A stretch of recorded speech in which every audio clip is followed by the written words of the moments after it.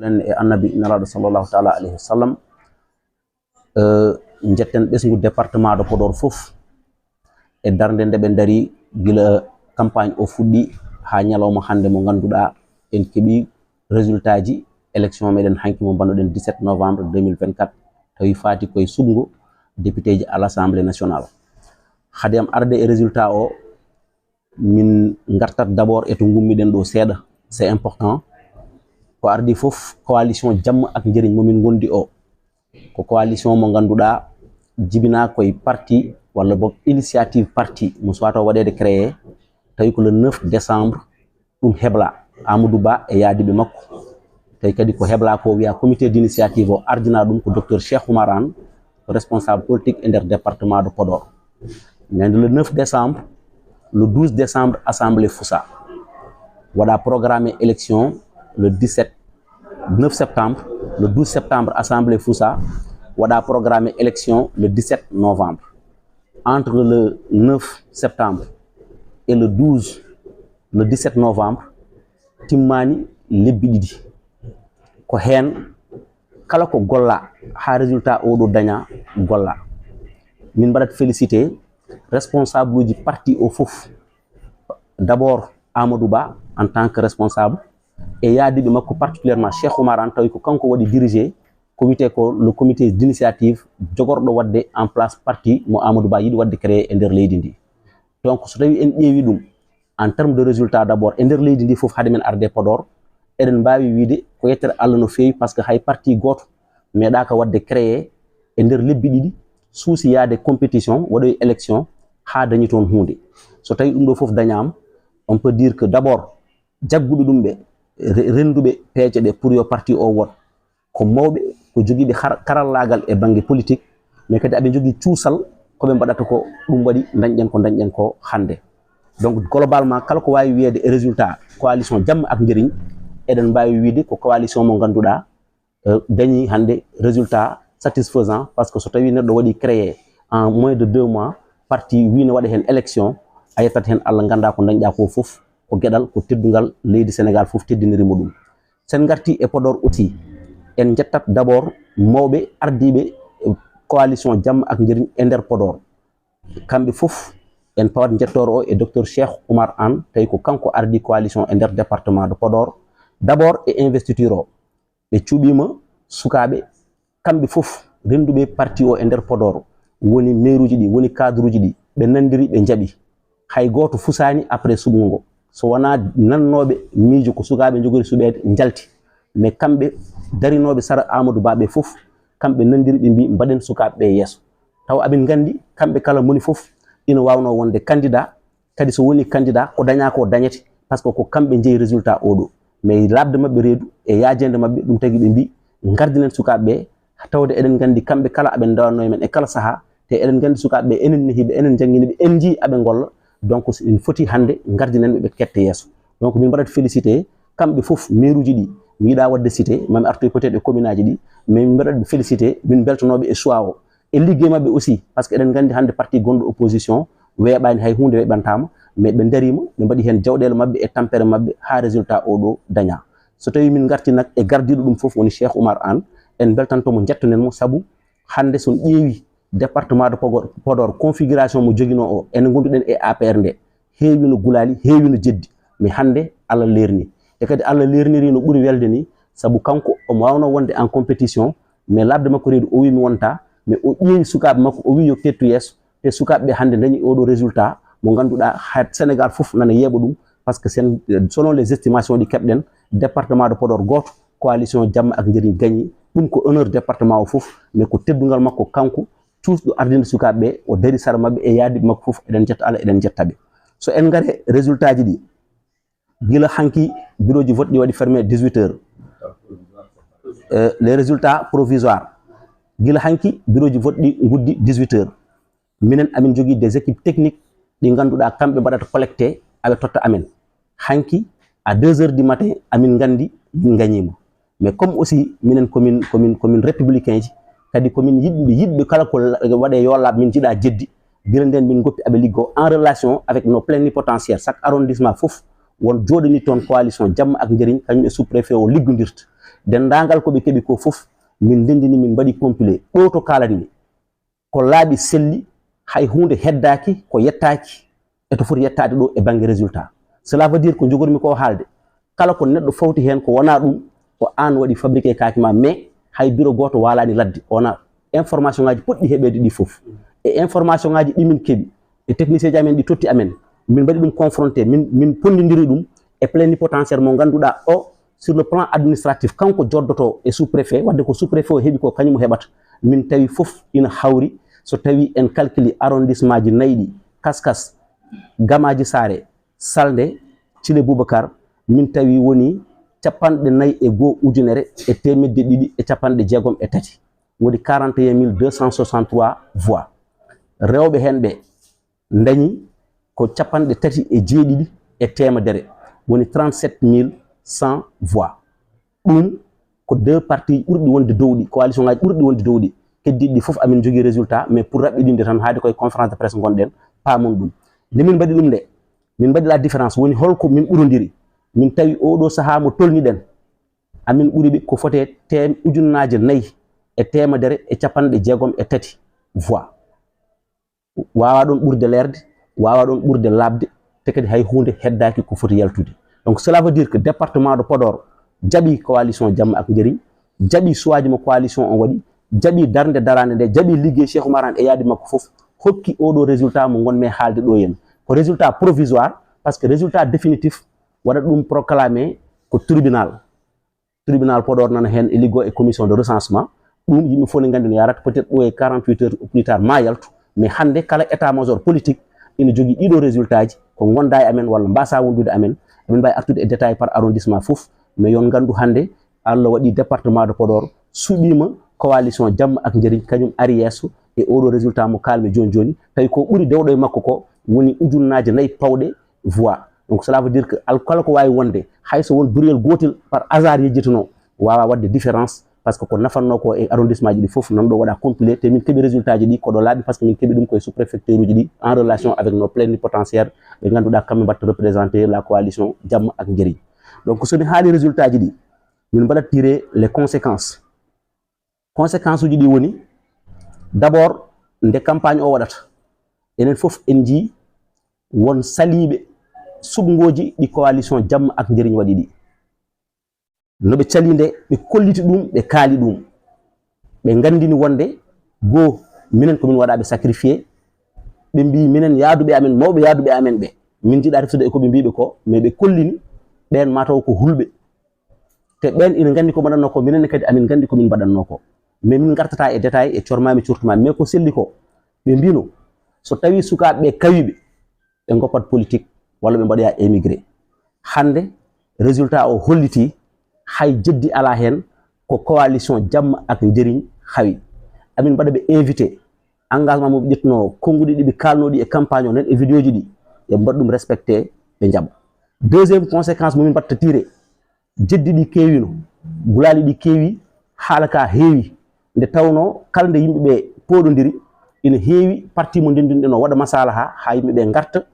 e kawra mbawa yaadude e élection so élection gasi coowen mais oɗo woni la première élection mo ganduɗa gila 2012 kala ko haalaɗo e banggue poɗodiral tendance o woni la première élection mbaɗo clarifié laɓɓinowo holko goto foof jogui e nder département de Podor min kaalino e meeting mo Amadou Ba arnoɗo min mbi département de Podor titre foncier o hay goto jeeya ɗum minen jeeyi min luɓat neɗɗo wonmo min lumno min mbi min kefti ɓe cikki wona gonga ɓe jabti amen ɓe mbi kamɓe jogui titre foncier o hande Allah laɓɓini ha laaɓi titre foncier o ko Cheikh Oumar Anne jogui ɗum ko département de Podor suɓimo yaade makko wotanimo kadi Allah waɗiri ɗum ko kanko nde tawno ko waɗata politique ko foof o yadata ko yimɓe ɓe ganduɗa ko waɗɓe fayida mais yimɓe aussi joguiɓe caggal par ce que son ƴeewi les résultats nomin jogui ɗi hande on a gagné 8 communes te 8 communes ɗi jeeya 7 ɗi ɓuuri mawnude e nder département de Podor jeeya koye ɓurɗi mawnude e nder département de Podor so tawi neɗɗo gagnimo ɗum cela veut dire que o ligguima mais ɓe rendi commune aji ɗi ligguima mbaɗa wadde listé minen gagni commune Guédé village to ganduɗa ɗon le ministre gardiɗo liste Pastef jeeya e oɗon commune kañum woni commune ɓurɗo mawnude min dañi ɗon 4134 voix woni ujunnaje nayi e temedere e capan tati voix contre 3784 tawi ko kanko rewe amen jeyaɗo o Pastef kamɓe takku wallu aɓe jaare ujunnaje ɗiɗi pawɗi seeɗa minen gañi commune de Dodel 5000 voix pawɗi ujunnaje 5 pawɗi voix dewɗo e amen o ko takku wallu omo yaare ujunere e temedde jeetati pawɗi seeɗa minen gañi commune de Fanay min dañi toon ko 3792 voix ujunnaje tati e temedde jeeɗiɗi e capanɗe jeenayyi e ɗiɗi dewɗo e amen o yarte ko ujunere e temedde jeenayyi timminani ujunnaje ɗiɗi minen gañi commune Ndiayen Pendaw min dañi toon ujunnaje tati e temedde jeetati e capanɗe jeeɗiɗi e ɗiɗi dewɗo e amen o yarte ko 2000 woni ujunnaje ɗiɗi pawɗi seeɗa minen gañi commune de Méri min dañi toon ujunnaje tati e temedde jeeɗiɗi e capanɗe joyi e ɗiɗi 3752 dewɗo e amen o ina yaare ujunere pawɗi seeɗa woni takku wallu minen gañi commune de Ndioum min dañi ujunnaje 4 e temedde ɗiɗi e sappo e joyi dewɗo e amen o ina yaare 1345 ko Pastef rewe amen nde takku wallu fuɗɗi arde en 3e minen gañi commune de Gamaji Sare min dañi ujunnaje 4 e temedde tati e capanɗe jeeɗiɗi e jeetati 4378 dewɗo e amen o ko Pastef ina yaare ujunere e temedde jeenayyi pawɗi minen gañi commune de Pété min dañi toon temedde 5 e capantati e jeenayyi dewɗo e amen o ko takku wallu ina yaare no rewe amen ko wala rewe amen ko takku wallu aɓe jaare temedere e capanɗe jeeɗiɗi so min dendini ɗiɗo commune aji min jarama e ujunnaje 27 e temedde jeegom e capanɗe jeenayyi e nayyi rien que ɗiɗo commune aji jeetati son ƴeewi département de Podor ko 22 commune woni hen Pastef gañima ɗiɗi Podor e Ñandane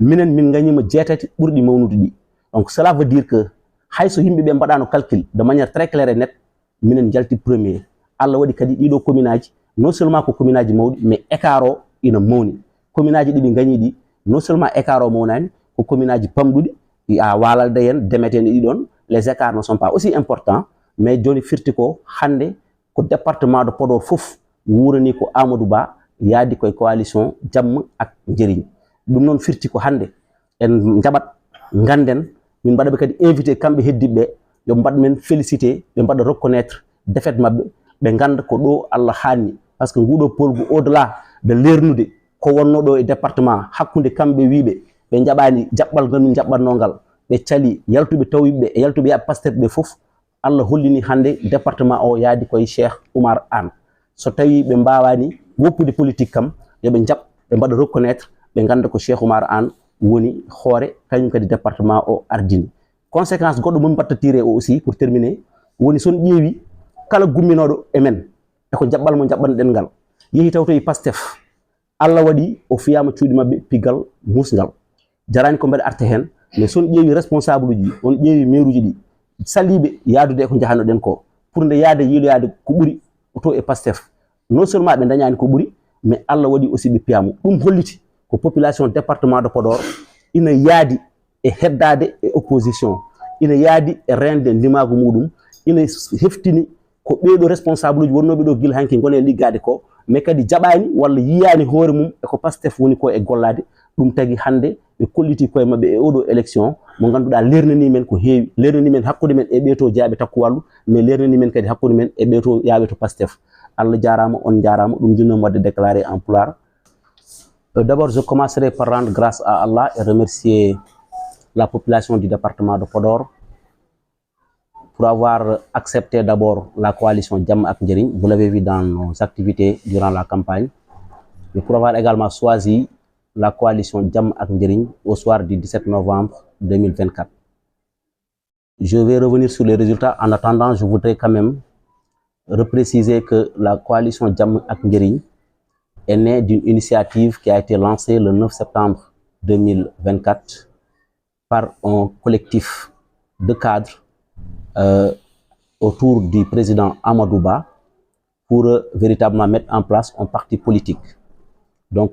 c'est important de rappeler que nous n'avons pas encore un parti politique. Nous sommes dans les démarches pour la mise en place de ce parti politique. Alors, entre-temps, le 9, on a lancé l'initiative. Donc, le 12, l'Assemblée nationale a été dissoute. Donc vous imaginez qu'on ne pouvait pas continuer le processus pour aboutir à la mise en place d'un parti politique. Il fallait s'en occuper des questions électorales. Donc cela veut dire qu'entre la mise en place de cette initiative et les élections du 17 novembre 2024, nous n'avons pas eu 2 mois de préparation. Fort heureusement que les Sénégalais, en tout cas beaucoup de partis politiques, ont d'abord accepté Amadou en tant que Sénégalais travailleur et courtois, mais aussi rigoureux dans son travail comme sur le plan politique. Beaucoup de partis politiques ont accepté d'adhérer à la coalition Jàmm ak Njariñ. Ça, c'est pour préciser qu'on n'a pas fait cavalier seul, on est avec d'autres partis politiques qui ont reconnu et accepté Amadou en tant que leader et qui ont salué l'initiative qui a été lancée sous la conduite du Dr Cheikh Oumar Anne, qui est le président de cette initiative qui doit mettre en place le parti politique. Rappelez aussi que quand on devrait aller quand on devrait aller aux élections législatives, la coalition Jàmm ak Njariñ,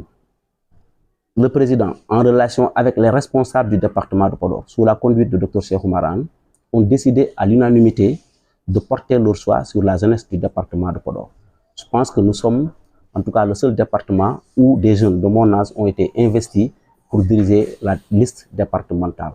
Leur remercier d'abord pour avoir pensé à la jeunesse, mais saluer leur générosité politique, parce que ce n'était pas aussi évident. D'ailleurs, le fait seulement de lancer cette idée de vouloir mettre les jeunes devant nous a valu beaucoup de défections, ce qui est regrettable et déplorable. Mais ensuite, ce qui est important et qui mérite d'être relevé, c'est que tous les cadres, les maires qui ont été autour du Dr Cheikh Oumar Anne, quand ils ont décidé ensemble de choisir les jeunes, il n'y a pas eu de défection après. Et nous reconnaissons leur travail parce qu'ils ont gagné tous leur commune avec des scores soviétiques. Cela veut dire tout simplement qu'il y a une reconnaissance de la jeunesse dans le département de Podor, qu'il y a aussi une valorisation de la jeunesse dans le département de Podor.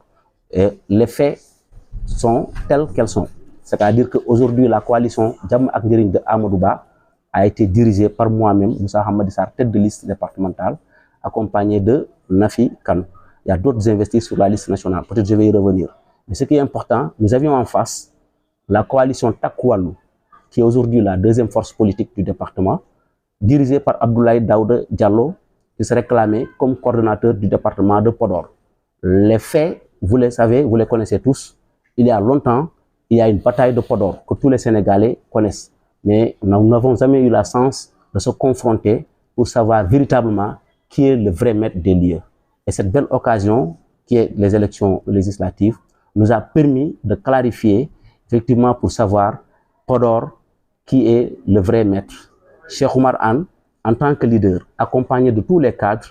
a gagné les élections dans le département de Podor. Les résultats que nous avons,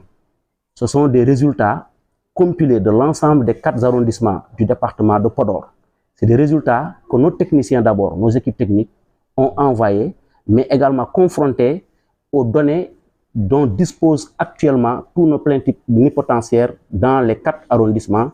du département de Podor. Je rappelle que ces plénipotentiaires sont délégués par la coalition auprès des autorités administratives, donc toutes les données qu'ils transmettent sont des données fiables et vérifiables. À terme, depuis hier d'ailleurs, nous avions en tout cas les résultats qui nous permettaient de dire tout de suite qu'on a gagné. Mais par mesure de prudence, nous avons attendu. Aujourd'hui, au moment où je vous parle, avec certitude et sans doute, nous avons gagné le département de Podor avec un écart de 4163 voix. Les résultats nous donnent largement devant la coalition Takku Wallu dirigée par Abdoulaye Daouda Diallo. Les données sont là. Le cumul des 4 arrondissements nous donne un total de 41 263 voix contre 37 100 voix pour la coalition Takku Wallu dirigée par Abdoulaye Daouda Diallo. Je peux revenir sur les résultats des autres partis, mais je vais vous épargner tout cela pour vous dire tout simplement qu'aujourd'hui, la coalition Jàmm ak Njariñ reste la première force politique du département de Podor derrière Dr Cheikh Oumar Anne. Bon, ces résultats nous permettent de tirer beaucoup de conséquences. D'abord, le fait d'avoir dit dans un premier temps que nous, jeunes, nous avons été sacrifiés par les leaders de la coalition Jàmm ak Njariñ sous prétexte qu'on a été investis, alors qu'eux, ils ont choisi en tout cas les seniors, d'abord sur la liste départementale ainsi que la liste nationale. Aujourd'hui, nous pouvons constater que malheureusement, ces seniors-là, c'est eux-mêmes qui ont été sacrifiés par le ténor de la coalition Takku Wallu, parce que lui-même a refusé de céder sa place au niveau national, ce qui a valu la transhumance ou bien la migration, le glissement d'Ablaye de la liste nationale au niveau de la liste départementale. Ce n'était pas son souhait, mais il n'avait plus le choix, il devrait confronter. Et malheureusement, dans la confrontation, il a eu à avancer des propos que nous rappelons ici et pour lesquels également nous lui demandons de les respecter. Parce qu'il avait dit que si les jeunes de la coalition Jàmm ak Njariñ gagnent ces élections, lui, il va démissionner, il va laisser la politique et il va aller émigrer pour peut-être aller dans d'autres horizons. Alors, les résultats sont là. Je pense qu'il doit prendre quand même sa retraite, ainsi que tous ceux qui sont autour de lui, parce que tout simplement, le département a choisi la jeunesse, a choisi la dynamique de la continuité de tout ce qui a été fait sur les 12 dernières années en relation avec les autorités qui nous entourent ici. La deuxième conséquence, c'est que nous avons constaté qu'il y a beaucoup de défections dans nos rangs, des leaders, des maires qui ont décidé d'aller rejoindre le PASTEF. Et malheureusement, les résultats montrent que le département n'a pas suivi, en tout cas, ces transhumants. Les faits sont tels que, effectivement, pour toutes les communes où des maires ou de fortes personnalités politiques ont décidé de rejoindre le PASTEF, ils ont été, en tout cas, laminés dans leur commune avec des scores soviétiques que je peux rappeler après. Mais ce qui est important et qui mérite d'être rappelé aujourd'hui, c'est que la population du département de Podor a porté son choix sur la coalition Jàmm ak Njariñ dirigée par Amadou Ba et au niveau du département dirigé par Cheikh Oumar Anne. Cela veut dire tout simplement que nous sommes la première force politique du département de Podor. Nous invitons la population du département de Podor, particulièrement la jeunesse qui a porté un immense espoir sur nous, parce que nous avons fait une campagne de 21 jours avec des caravanes, une stratégie nouvelle, ce qui a d'ailleurs, ce qui nous a valu beaucoup de copies-collées, mais malheureusement, ils n'ont pas pu faire comme on l'a fait. Des caravanes différentes. Nous avons été dans tous les recoins du département de Podor et nous avons recensé de fortes personnalités politiques, mais des jeunes qui ont engagé, mais qui n'ont jamais eu l'occasion de faire de la politique ou bien d'éclore dans leur localité, parce que tout simplement, ils étaient avec des responsables politiques qui ne leur donnaient pas cette occasion. Bien entendu que la nouvelle dynamique qui était notre, en tout cas, pas une tendance au sein de l'APR, mais qui était une entité politique qui permettait de booster un peu l'APR et ancrée dans le département de Podor. Mais sur la base de cet acquis-là, nous sommes en train d'ouvrir de nouvelles perspectives en demandant à tous ces jeunes, à tous ces cadres politiques de rejoindre cette marche victorieuse pour laquelle, effectivement, nous allons vers des perspectives en 2029 et permettre au président Amadou Ba de gagner les élections présidentielles. Mais j'invite également tous ces jeunes qui ont adhéré à cette dynamique-là de créer au sein de leur localité des comités. Parce que moi, en tant que député élu, je pense que nous avons un rôle important à jouer au sein de l'Assemblée nationale, mais aussi nous souhaiterions que ce qu'on aura à faire au niveau de l'Assemblée nationale soit l'émanation des populations. Parce que je vous rappelle qu'au moment de mettre en place l'initiative pour la mise en place du parti de Amadou Ba, le président avait rappelé qu'il ne veut pas un parti politique qui ne sera qu'une composition d'élite. Il ne veut pas un parti politique qui ne va que concourir au suffrage des Sénégalais. Ils veulent un parti politique qui va essayer de capter l'ensemble des ressources humaines sénégalaises dont le projet, la vision, l'objectif sera l'émanation des besoins des populations. Cela veut dire que nous, ce que nous voulons, à partir de cette démarche-là, c'est demander à la population du département de Podor de mettre en place des dispositifs dans toutes les communes, dans toutes les localités, qui vont nous permettre de recenser l'ensemble des besoins du département de Podor, l'ensemble des difficultés que nous rencontrons dans nos localités, pour booster au niveau de l'Assemblée nationale avec une équipe pour laquelle déjà on peut dire tout de suite que le département de Podor a 3 députés, parce que je rappelle que Cheikh Oumar Anne est investi sur la liste nationale en 3e position, et notre coalition, selon les estimations qu'on a, peut aller jusqu'à 4 ou 5 députés, en plus des 2 députés du département de Podor. Cela veut dire que nous avons tout de suite 3 députés à l'Assemblée nationale. Cela veut dire que le département de Podor sera pris en charge au niveau de l'Assemblée nationale avec rigueur, avec sérieux, mais aussi avec beaucoup de sérénité. Nous connaissons le département, nous avons déjà une base qui nous a permis de gagner, mais nous l'avons élargie au cours de ces élections-là. Et je pense que c'est le moment quand même de demander à tous les jeunes, les femmes, les cadres, de venir adhérer. Parce que ce que nous sommes en train de faire, c'est une dynamique en marche, dynamique pour laquelle nous invitons à tout le monde de venir adhérer. Tout le monde a une place dans cette dynamique-là. Et même ceux qui sont déjà partis, ils peuvent revenir encore. On peut les inviter à rejoindre les rangs parce que le département a déjà donné le cap. Nous n'avons pas besoin d'aller au PASTEF. Nous avons compris la démarche de Takku Wallu. C'est pourquoi ils ont choisi la coalition Jamm ak Njariñ de Amadou Ba. Pour terminer aussi, je rappelle que sur le département de Podor, nous avons 22 communes. 2 communes ont été gagnées par la coalition PASTEF, à savoir la commune de Podor et la commune de Niandane. Pour le reste, nous avons des communes qui n'ont pas les mêmes tailles. Aujourd'hui, toutes les grandes communes du département de Podor, excepté la commune de Bok, ont été gagnées par la coalition Jamm ak Njariñ. La commune de Guédé Village, nous avons plus de 4000 voix. À Dodel, nous avons plus de 5000 voix. À Fanay, nous avons plus de 3700 voix. À Ndiayène Pendao, nous avons 3800 voix et plus. À Méry, nous avons 3700 voix et plus. À Ndioum, nous avons 4000 et plus de voix. À Gamadji Saré, c'est 4378 voix. Et à Pet, nous avons 539 voix. Donc, rien que le cumul de ces 8 communes nous donne un total de 28 694 voix. Et largement premier devant la coalition Jamm ak Njariñ avec un écart de 4163 voix. À l'état actuel, on peut dire avec certitude que la coalition Jamm ak Njariñ a gagné les élections. Ce sont des résultats provisoires, mais c'est des résultats certifiés. C'est-à-dire, quand je parle de provisoire, c'est pas qu'on n'a pas toutes les données. Le terme provisoire, il est approprié parce que seules les instances juridiques sont habilitées à donner les résultats définitifs. À l'état actuel, seul le tribunal qui doit prononcer et ensuite transmettre ça à la Cour d'appel de Saint-Louis. Donc, on peut dire que ce qu'on a comme résultat provisoire, c'est un résultat certifié avec nos techniciens en relation avec les autorités administratives et nos plénipotentiaires. Donc, 41 263 voix, ça nous donne largement victorieux devant la coalition Takku Wallu qui a 37 100 voix et un écart de 4163 voix. Quelle que soit la situation, les dés sont déjà jetés. Donc, il n'y a plus de recul en arrière, qu'ils viennent nous féliciter et nous les invitons d'ailleurs à venir nous féliciter parce que c'est ce qui est républicain quand même. Gannaaw ba ñu sante Yàlla di julli ci yonentam bu tedd bi dañuy sant waa Podor yëpp di leen jaajëfal ci seen taxawaay bu rafet bi ndax li ñu am comme résultat dinaa ci ñëwaat balaa ma ci ñëw damay tàmbaliwaat ci ànd bi ñu ànd ci campagne bi yëpp balay boobu sax activités yu bari ñu daan def population de Podor ñu jar a gërëm la parce que dañoo xam seen bopp naw seen bopp bëgg seen bopp te xam lu leen di njëriñ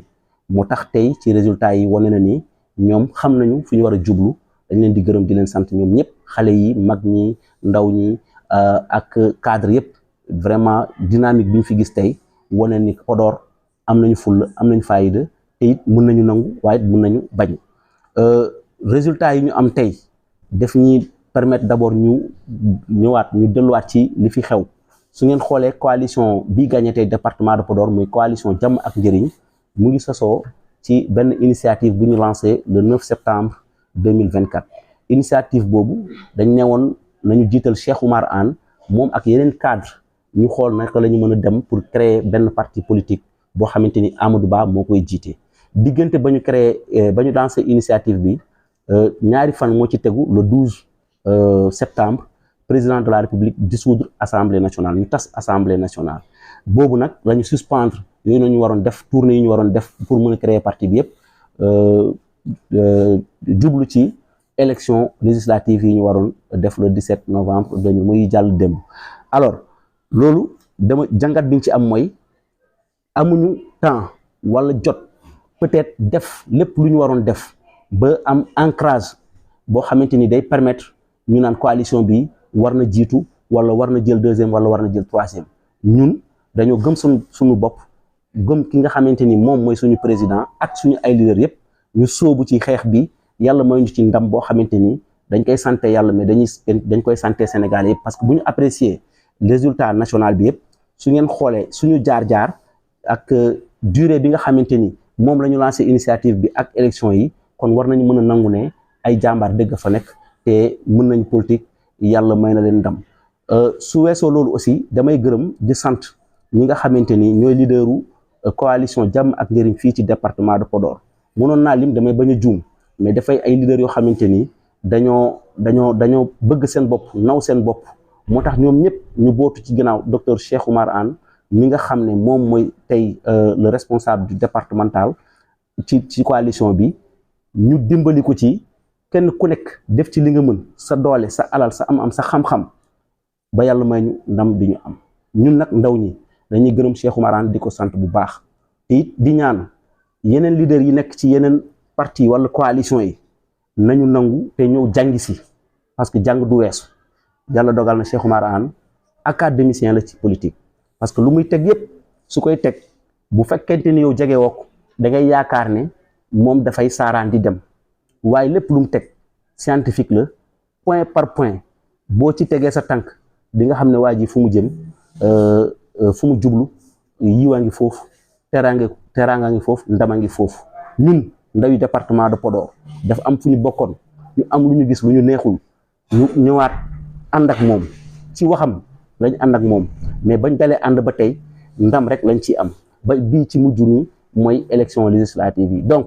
na ñëpp nangu ne Cheikh Oumar Anne académicien la ci politique te mooy seen baay ñu ko xale yi di waxee ñu ñëw jàngi si njàng du weesu résultat yi dafa am mag ñoo xamante ni dañoo bokk ci yeneen coalition dañ ne woon ñun ndaw yi dañoo sacrifier jiital ñu pour bëgg ñoo rey Cheikh Oumar Anne daf ma sacrifier daf ma candidat jiital ma waaw ñu ne man dañ ma sacrifier ñu jiital ma dama ne loolu du sacrifice d'abord dinaa ñëwaat ci sacrifice bi ñu def ñoom mais loolu du sacrifice parce que Cheikh Oumar Anne daf ma man ak ndaw yu muy àndal yépp kenn ku nekk dafa am fu mu la teg ngay liggéey muy saytu di xool di la topp ci liggéey bi ngay def bis boo xëyee dina la woon nemmeeku la xam ci lan nga nekk ba mu wóor ko ni ñii xale yi may àndal nii mat nañu li ñu war a doon te yaakaar naa fu ma leen tegee dinaa ci am li ma bëgg kooku mag ju baax moo koy def ñu doon wax ne dañ ñoo sacrifier ñoom dañoo amul ndaw bi ñu war a jiital parce que ci seen liggéey te loolu moo gën a nekk échec bi gën a mag ci àdduna échoué nañu ci lu bari mais échec bi gën a mag ci àdduna mooy nga nekk leader ba jeexal bay waaj a jeexal fekk amoo benn nit boo defar amoo benn nit boo dimbali ba nga yaakaar ne mun na la wuutu loolu mooy échec bi gën a mag ci àdduna parce que boo defee réalisation yi gën a rëy ci àdduna te amul ay nit yi koy ŋànk jàppal ni kon yow dangaa saaraan rek waaye defoo fi dara moom nag dafa miser ci ressources humaines moo tax tey ñoom ba ñu naan dañoo sacrifier ñun ak moom ñi mu ànd ak ñëpp xamoon nañu fi ñu jëm te yàlla may nañ ci ndam bu sedd guy ñoom la ñu sacrifier parce que kii jiite liste takku wàllu tey Abdoulaye Daouda ñëpp xam nañ ko du secret ñëpp xam nañ ne du loolu moo doon nekkoon bébétam moom dafa bëggoon dem ci liste nationale ba yàlla dogal ba ñu mënut juboo ki nga xam ne moo jiite foofu ñëwaat mooy le président Macky Sall ne leen kenn ku nekk demal ci sa département moom ba muy ñëw kon neexu ko woon te xamoon na ni gënalu ko parce que xamoon na ni risque la te d'ailleurs moo tax tey résultat yi wane na ni ba muy doon bañ xamoon na li mu doon bañ parce que xamoon na ni coow li dafa bëri rek yàgg na lool ndax musuñu jotee musuñu laale dañ doon xuloo rek mais xamoon na ni bu jotee amee Cheikh Oumar Anne mooy am ndam te li fi am tey wane na ni moom département de Podor parce que jël bi dafa set dafa leer amul benn werent amul 4 appui jaaxaan la donc tey kenn mënul contester ci résultat yi ñu am ci li leer mooy bu ñu dajalee ñeenti arrondissement yi nga xamante ni ñoom ñooy composé département de Podor muy arrondissement de Kaskas de Gamadji Saré de Thillé Boubacar et de Saldé bu ñu defee cumul te cumul bi tamit damay préciser que ñun am nañu ay équipe ay techniciens yi ciy liggéey mais démb ci guddi à 2 heures du matin gagné woon nañu mais dañ bëggoon aussi sur le plan administratif ñu am yu wóor yi nga xamante ni ci autorité administrative yi jógee à travers nos plénipotentiaires mooy ñi nga xamante ne suñu ay ndaw ñoom la ñuy yebal ci wetu sous-préfet yi ñiy saytu liggéey bi ba élection bi commencé ba tey ba ñu dajalee loolu ak ñoom ñi nga xamante ni ñoo toog ci wetu autorité administrative yi ñu def confrontation résultat bi mu ngi ñu jox 41 263 voix ñoom ñi nga xamante ni ñoo topp ci ñun mooy takku wàllu ñoo ngi am 37 100 voix loolu boo defee différence mooy maanaam li ñu leen rawee raw nañ leen 4 163 voix mooy ñeenti junni ak téeméer ak juróom-benn fukk ak ñett loolu defe naa amul beneen amul luñ ci mën a teg loo xamante ni peut-être dina tax xel ñi ñaaw ci lii nii jël bu leer nañu la te ñun on revendique cette victoire te it di xam que ñoom nañ ko reconnaître parce que ay républicains lañu aussi tey kenn ku nekk si ñun am na ku la fa toogal bu dee da nga wéeru wala da nga jël ci lum la jox boo ko dajalee lii rek la mën a jox parce que lii nii du suñu ay données c'est des données yoo xamante ni ñu ngi ko jëlee ci autorité administrative yi donc lii day firnde que tey ci département de Podor coalition jàmm ak njëriñ moo fi la première force politique maanaam moo fi jiitu moo fi mën d'abord day consolider di wane ne que Cheikh Oumar Anne moom département de Podor mais tamit dafay wane que ñëpp ñi nga xamante ni dañoo bañoon wala dañ doon werante ne ñoo fi moom te newoon bu leen xale yi dóoree ñoom dañuy gàddaay dañuy dem wax dëgg fi yàlla dañ leen di fàttali ñoom li ñu waxoon nañ ko respecté ñu dem gàddaay wala ñu bàyyi politique ci département de Podor parce que tey ñun nangu nañu suñu ay mag ñoo ñu boot di ñu gunge di ñu jàppale mais nañu nangu tamit xale yi ñoo leen dóor aussi parce que défi bi loolu la woon ñoom ñoo ne dañ ñoo bàyyi ak ay xale yu ndaw yu amul expérience dañ leen sacrifier kon bokk bu victoire amee nañu nangu xale yu ndaw yi ñoo leen dóor ak li ñu def yëpp ci politique te it loolu Abdoulaye Daouda moo nekkoon tête de liste Takku Wallu mais mu ànd ak ay ténor yoo xamante ni yàgg nañ ci politique def nañ ci lu ne te ñu yor lu ne def fi xaalis bu bëri ci département de Podor ñëpp mën nañ ko seede ay milliards yu bëri lañ ciy sànni tey nag yàlla dogal na xale yi dóor leen kon boog nañu nangu wax dëgg fa yàlla département de Podor bi àndut ak ñoom ñun la àndal te nañu nangu tamit xale yi ñoo leen dóor après ñoom ñu bàyyi politique wala ñu dem gàddaay defi leneen li ma ci mën a teg aussi comme conséquence dafa am ñoo xamante ni ñoo doon ànd mais yàlla dogal na ba nguur gi daanoo dañoo dem uti li gën a yomb mooy maanaam transhumé dem fekk ji nguur gi d'abord ñooñu kenn teralu leen foofu kenn waxut ak ñoom lu am solo mais li am solo mooy population bi maanaam ñi nga xamante ni ñoo dëkk biir département de Podor wane nañu seen mbañ nangu nañ jàpp nañ ne que ñooñu dem ànduñu ak ñooñu résultat yi wane na ko parce que képp koo xamante ni maire nga ci département de Podor te bàyyi sa commune dem fekk ji waa Pastef dumoo nañ la sa commune door la fa jël bu 7-8 te écart yi fa la gën a ngandee que yeneen communes yi donc population bi wane na ni que ñoom ànduñu ak politique yi nga xamante ni moom la Pastef di dérouler actuellement donc cela veut dire aussi que ñoom tamit am nañ fi place ba tey ñun dañoo yaatu te ci suñu perspective bokk na ci dañuy ubbil ñëpp parce que ñun lii nii fruit travail bu yàgg la ça fait plus de 10 ans ñoo ngi ci liggéey li ñu doon wax nouvelle dynamique boo xamante ni force politique en fait c'est une force de réflexion au sein de l'APR bi nga xamante ni Cheikh Oumar Anne moo ko initié woon ak beaucoup de cadres du département de Podor am nañu ancrage ci département bi am na lu ñu def ci département de Podor tey coalition jàmm ak njëriñ maanaam nouvelle dynamique boobu moo ko dalal mu am yu ci dolleeku mu am peut-être ñu ci wàññeeku mais loolu peut-être amul solo parce que résultat yi wane na ko ñooñu noonu nag ñëwaat dolleeku ci dañuy invité waat ñeneen ñi nga xamante ni ñoo ngi ci biir département bi daaw ñoon def politique parce que ñun dem nañu fu ne gox bu ne dugg nañ fa gis nañu ay ñoo xamante ni ay cadre lañu gis nañu ay acteurs de développement lañu gis nañ ñoo xamante ni société civile lañu mais musuñu dugg ci politique wala bëggoon nañu dugg sax mu am peut-être ñi ñu bokkaloon ñoo xamante ni peut-être ñoo leen doon bloqué tey ñooñu ñëpp wane nañu seen pas-pas seen bëgg-bëgg ci Amadou Ba te dañ leen di invité ñu ñëwaat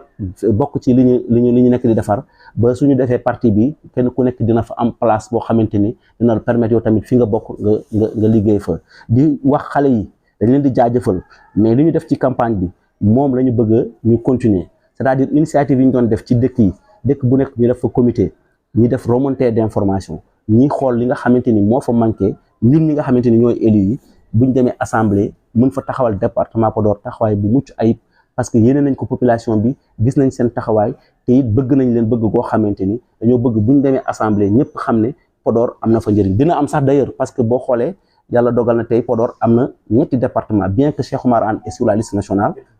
député